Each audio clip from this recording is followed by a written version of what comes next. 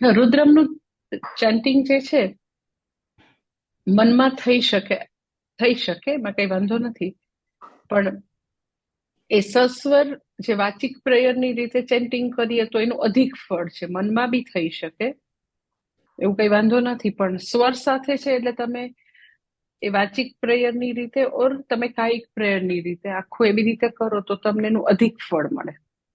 પેલું જે છે મેન્ટલ જપનું જે છે જે ફળ મળતું હોય એ મળે.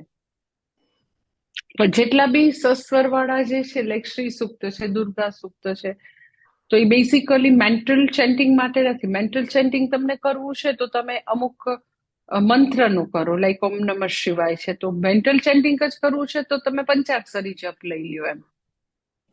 પણ આખું રુદ્રમ કરવું છે તો રુદ્રમ જે છે એ સસ્વર બહુ મોટેથી ન બોલો તો પોતાને સંભળાય એટલું બોલાય. ઉચ્ચ જપ ન કરો તો મંદ જપ કરાય, મંદ મીન્સ કે પોતાને સંભળાય એટલું કરી શકાય, તો એનું ફલ અધિક મળે.